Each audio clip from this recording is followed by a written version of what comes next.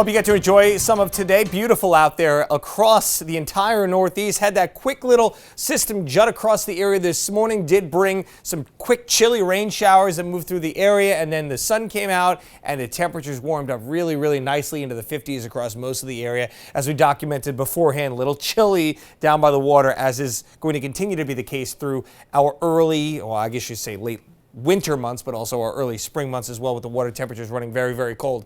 Now, there's not a whole lot going on across the eastern half of the country right now. You see some showers moving across the Virginias and some clouds out here down towards the southern plains and the lower Mississippi Valley. This is a storm system that is starting to develop, though, and is headed in our direction.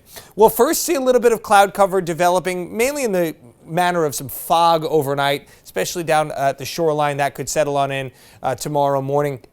Temperatures, we're starting off on a fairly mild note tomorrow morning into the mid-upper 30s. We'll get back to the 50s across most of the area. Another day with a south wind, so along the shoreline, you may get socked into the clouds a little bit more, the fog, and it will remain cooler as a result of that water-induced wind. So not expecting the same temperature, say, in Woonsocket as you would be down in Westport. Certainly not. I mean, it'll be almost a 10-degree difference. Very stagnant this time of year and a pronounced difference.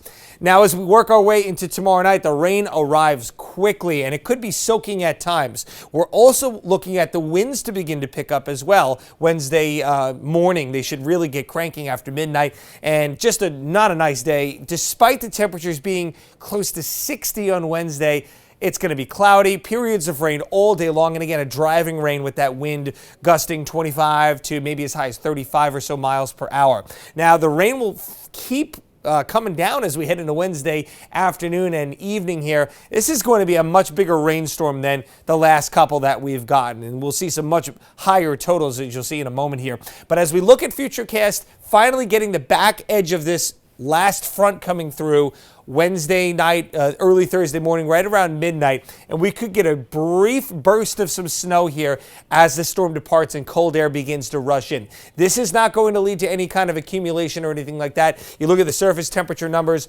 above freezing, but what I'm more concerned about is the fact that we have all that rain, and even though it'll be windy and maybe that may help evaporate it as that storm pulls away, the temperatures crash below freezing. So we will be talking about the possibility for some icy conditions on Thursday morning. We'll clear things out quickly. Now, I want you to take a look first at the rain forecast here. We're looking at anywhere from 1.5 to close to 2.5 inches across the area. And right now, the coastal locations are sort of subject to the higher numbers here, just based on the way that that storm is going to come through. Either way, it's going to be a very wet pattern. Now, again, we're talking about temperatures near 60 in the afternoon on Wednesday. Look at this. Talk about a very tight gradient here.